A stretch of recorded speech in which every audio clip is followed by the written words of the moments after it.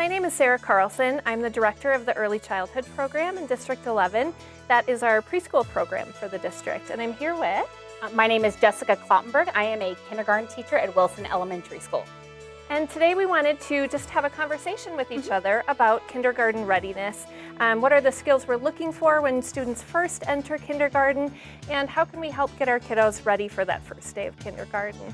So Jessica, I was hoping maybe you could share with us some of the skills that you're looking for right at the beginning of the kindergarten school year. Of course. So a lot of parents automatically think coming into kindergarten that we are strictly looking at academics the first time. But really that's not true. We're looking at things like language and how they communicate, being able to express things that they need, such as going to the bathroom or needing to blow their nose. That's really important coming in. Yes, and that's something we work on in preschool a lot too, because what we find with our very young children, our 3-year-olds and 4-year-olds, as especially parents, but also preschool teachers, we're able to really anticipate what kiddos want and what they need, and sometimes we're meeting their needs before they've had a chance to ask for it. And so one of the things we love to encourage families to do and that we work on in preschool is really waiting.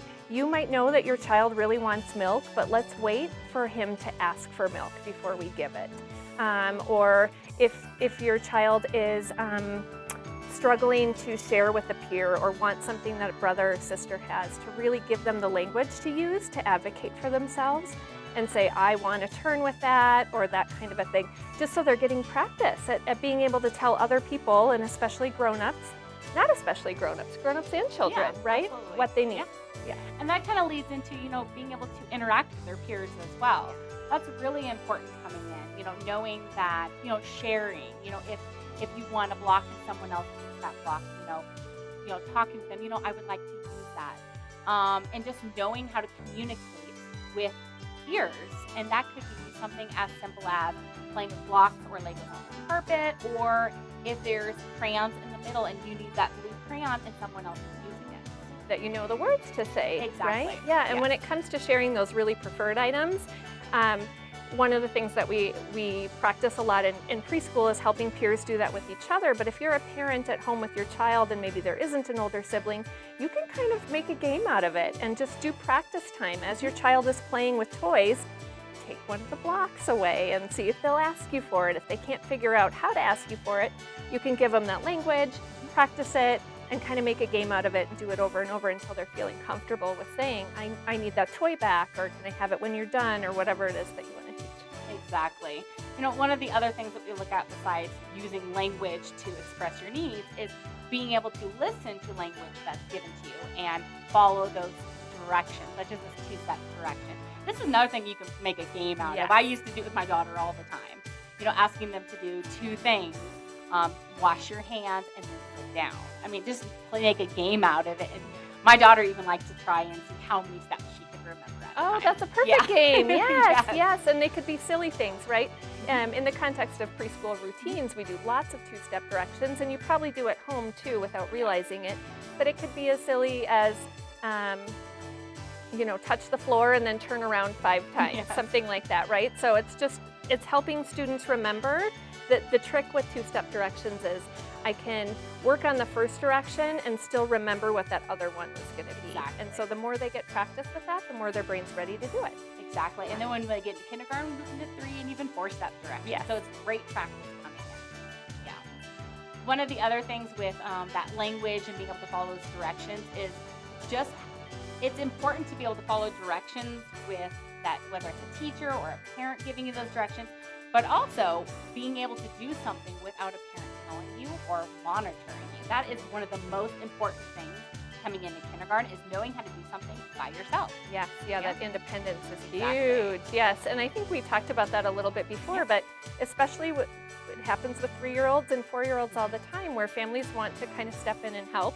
You think about getting out the door in the morning and it's coats and shoes and backpacks and you're in a rush, and it's really tempting to kind of do all of those things for your 3 or 4-year-old or your child, even in kindergarten, definitely, because they're not fast at it. It does take time, but if you build that extra time into the routine so that they do get that chance to really practice, because I think once they get to kindergarten, there's just not that many adults to help with everything, right? There isn't. And they feel so good when they can get their own coat on and their own backpack on. So So I think just leaving a little, just knowing it's going to take us 5 minutes just to get on shoes, coat, backpack.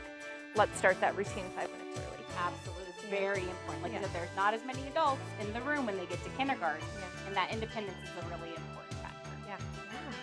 So after we look at that social and behavioral development and kind of how the kids interact with one another and interact with their classmates and their teachers, then we really look into those academics, because even though academics are not our first priority when we're looking at students coming in, it's still important. Yeah.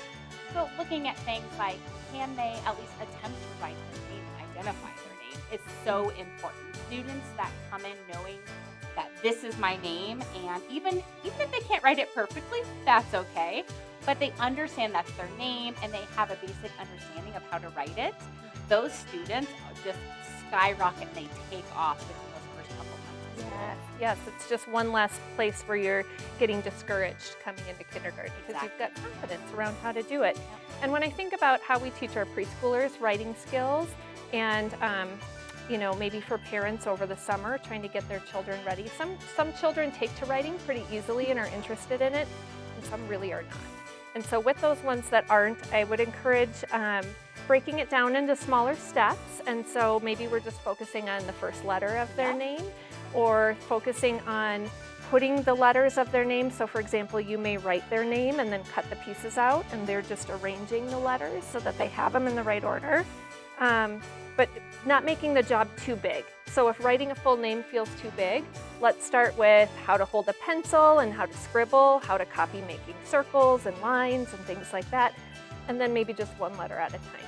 Absolutely. Does that sound right? Yeah, make everything into a game. Yes. Puzzles. Yes. One of the things we do at the beginning of the year, just to get them, for those students that don't know how to write their name when they first come into kindergarten, is even doing things like giving them a sand tray and having them do letters and just those straight lines and curved lines, just to get them comfortable with how letters are formed in that sand. Shaving cream. Shaving cream is great. Mm-hmm. Of course, my kinders like to do whipped cream sometimes because they want to try and eat it. Either way, it usually works fine on a table. Yes. It makes your kitchen smell kind of good, and then you can wipe it up when you're done. Anything that turns into a game. Yeah. In kindergarten, we try to make as many things into a game as possible because we want it to be fun. We want learning to be fun and engaging. Yeah, and that's a really good thing to call out for everybody, because sometimes it feels a little bit stressful when you hear something like, we want kindergartners to know how to write their name. As a parent, you might be feeling like we've got to really work on this because we're not there yet. Keep it fun. It's better that they're halfway there and feel confident and ready to do it, I think, as opposed to we're already starting that battle of, this feels too hard, but I want you to sit here and do it. Exactly. Just make anything fun. And if the parents enjoy it or the guardians enjoy it, then they're going to enjoy it. That's such a good point. And you were talking about things like holding that pencil and just getting them exposed. Just any exposure to anything that we do in the classroom, whether it's scissors or glue or books. Putting books in the child's hand is so important. Even if they can't read those words yet, looking at the pictures and telling the stories by just looking at those pictures, I'm just empowering students just by becoming comfortable with the things they're going to be using every day when they start kindergarten. Yes, absolutely. We do a lot of in preschool working on, like you said, kind of navigating books, and also teaching them to be careful and respectful with them. Because in preschool, at least, I'm not sure about kindergarten, but books are a little bit fragile and they're not always ready to learn. So we talk about what a treasure a book is, and how to carefully turn the pages and what to do with it when it's done, and all of those things. Just practice, like you said, with holding things. Another thing that comes to mind when you mentioned all of those fine motor things, glue and scissors and things like that, is working on hand strain. And so most of our preschool classrooms use Play-Doh a lot. You do that in kindergarten as well, absolutely. And there's really easy recipes online. You can make Play-Doh at home with just a couple simple ingredients and a stove, or a microwave actually. And just having all of that time to push it with their hands, roll it out, all of those things. It's amazing what having good hand strength can do for your future writing. Absolutely, because that hand strength leads into being able to open and close those scissors, being able to hold a pencil properly. And that's something that we do the first couple weeks. I always have Play-Doh Center out for the first couple weeks just to get those motor skills moving. And if parents don't feel comfortable making Play-Doh, I know the dollar store has Play-Doh there as well, Yeah. so it's pretty cheap Yes, to get. yes, Yeah. and kids love it. So They they're love working on their it. hand strength, but they think they're just playing. Exactly, turn Yeah. everything into a game. That's right. That's right. So, I mean, just between all of those, communications and language and behavior and just having some of those, being able to write your name and being exposed to all of those things, the only other thing I can think of that's really important is just to have some basic number sense coming into kindergarten. And of course, we don't expect them to be able to count to 50 or 100, but just understanding that one represents this. And just, again, this is something you can turn into a game. Yes. My daughter used to love to count for fruit snacks. And she would dump out her fruit snacks, and the goal was before kindergarten, being able to count to 10. Yes, exactly. Almost every snack we give students, it seems like, is a great opportunity for counting. And you can check fairness, right? If there's siblings around or you and your child are having, I got 5 crackers, how many did you get? Things like that. And even that rote counting for some students, just knowing that number order, 1, 2, 3, up to 10. One of the games that I love to play, or loved playing with my children when they were younger, it's a fun game because you can do lots of different kind of practicing those early academic skills. It's just playing catch with them, and you could be sitting and rolling a ball, you could be standing and throwing a ball, but doing something like, let's count how many times we catch it back and forth, so we're counting. You could do it with the alphabet and go A, B, C, D, and that's actually surprisingly hard for kids to kind of keep track of that as somebody else is saying the other half of it. You could do it with categorizing, so like let's take turns saying zoo animals or colors or shapes, but just getting that kind of physical activity involved, like you said so many times. It's a way to make it a game, and the kids are really learning, and it's helping those new concepts stick for them. Absolutely.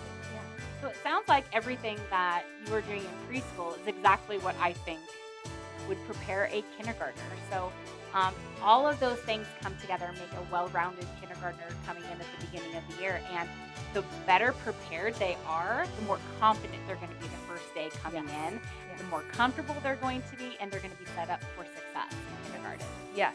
And so I think that you mentioned that you have some information here at Wilson that you give families when they enroll for kindergarten. Can you tell me about that? Yeah, so when we just had our kindergarten roundup just the other day, and so when students came in, we actually had a chance to sit down with them and engage with them a little bit. But we give parents a packet, which basically is a copy of what we just talked about. Okay.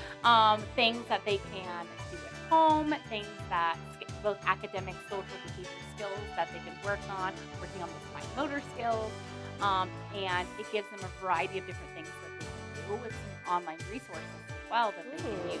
Nice. And we have it available in English and in Spanish to try and use all of our Wilson students. Great, great.